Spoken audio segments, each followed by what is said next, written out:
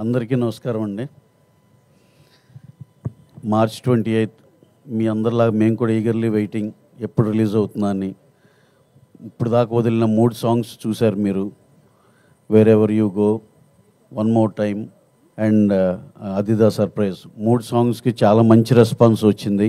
అలాగే టీజర్కి, దాంట్లో ఉన్న ఎంటర్టైన్మెంట్, యాక్షన్, ఎవ్రీథింగ్, ప్రతి ఎలిమెంట్కి చాలా మంచి రెస్పాన్స్ వచ్చింది.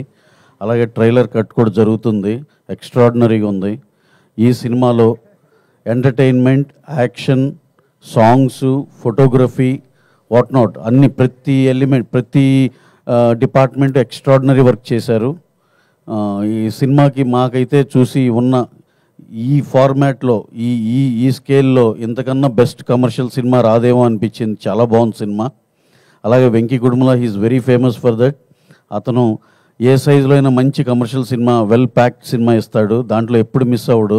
ఈ సినిమా కూడా అలాగే చేశాడు.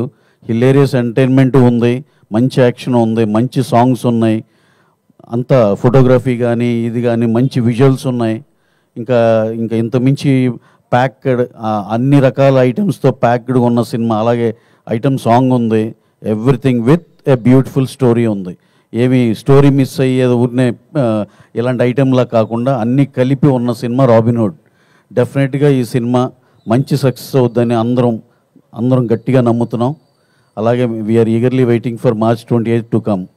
అలాగే ఇంకోటి, ఈ సినిమాలో హీరో నితిన్ గారికి చాలా చాలా థ్యాంక్స్ చెప్పాలి. ఆల్మోస్ట్ లైక్ 1 year మేము 1.5 year కలిసి ట్రావెల్ అయ్యాం.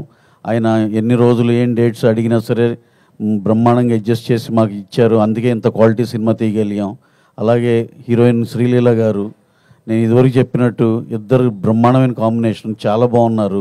అలాగే శ్రీలీల గారు కూడా పిచ్చ ఎనర్జెటిక్గా, సాంగ్స్ కానీ అన్నీ చాలా బాగా, వాళ్ళిద్దరిని చూస్తుంటే చాలా ముచ్చటగా ఉంటుంది.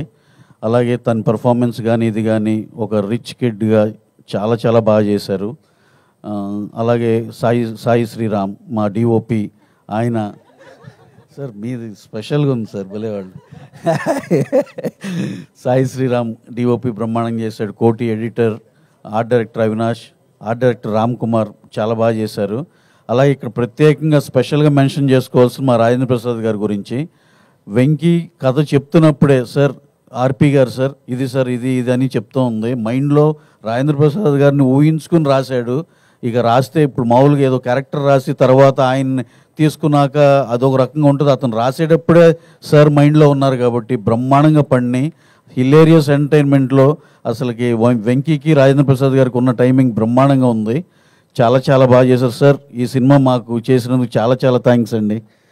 We love to work with you so many times and not only for this movie, ఇంకా ఫ్యూచర్లో శ్రీమంతుడు ఫస్ట్ సినిమానే మాకు చాలా మెమరబుల్ హిట్ ఇచ్చారండి.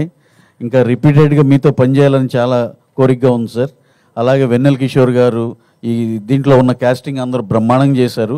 వాళ్ళందరూ you will just on March 20th will be witnessing the comedy of Vennela Kishore గారు. అందరూ ఇవన్నీ మీకు ఇంకా ఉన్న మిగతా ఆర్టిస్టులు కానీ, హీరో గారు కానీ అందరూ కూడా ఎంటర్టైన్మెంట్ ఎరగదీస్తారు. ఇవన్నీ మీరు మార్చ్ 28th విట్నెస్ చేస్తారు. Hope you will all love the film after watching the film on 28th. అలాగే మా డైరెక్టర్ వెంకీ కుడుముల, ఆయన గురించి ఒక స్పెషల్ మెన్షన్గా చెప్పాలండి. ఆయన చలో కానీ భీష్మ కానీ ఎంత పెద్ద సక్సెస్ అందరికీ తెలుసు.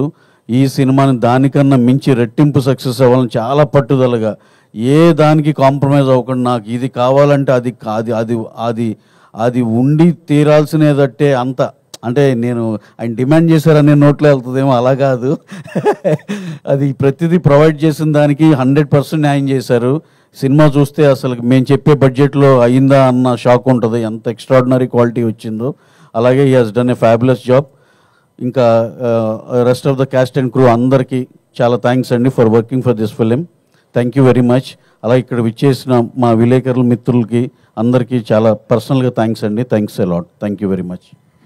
రవి గారు, యాక్చువల్లీ నేను ఇందాక పాటలకు సంబంధించిన క్వశ్చన్ అడిగాను, కానీ సినిమాకి సంబంధించిన రాబిన్హుడ్ అంటేనే దొంగతనానికి సంబంధించింది. మీరు కూడా ఎప్పుడైనా చిన్నప్పుడు కొంచెం పెద్దయ్యాక ఆ చిలిపి దొంగతనాలు ఏమన్నా చేసింది? నాకు నిజంగా ఫ్రాంక్గా చెప్పాలంటే చిన్నప్పుడు ఇంట్లో పొరపాటున డబ్బులు బయట ఉంటే అసలు దొరికే కాదు ఇక. మొత్తం ఇప్పటికి నేను ఫీల్ అయ్యేది ఏంటంటే, మా అబ్బాయి నన్ను బయటికి వెళ్తే ఒక 1000 రూపీస్ తీసుకెళ్తే ఓ 300 ఖర్చు అయిన 700 అక్కడ పెడతాడు. అరే ఈ వయసులో నువ్వు మళ్ళీ రిటర్న్ చేస్తుంటే ఇంకేం బాగుపడతారా అనిపిస్తుంది. రిటర్న్ చేస్తే అనిపిస్తుంది. సార్ అప్పటి నుంచి డబ్బు అంటే ప్రొడ్యూసర్ సార్, మీరు అప్పుడే డబ్బులు పట్టుకున్నారు సార్. స్పెషల్ తండ్రియా? డబ్బులు పట్టుకోలేదండి, డబ్బులు తస్కరించేవాళ్ళం. తస్కరించుట అన్నమాట. So thank you so much.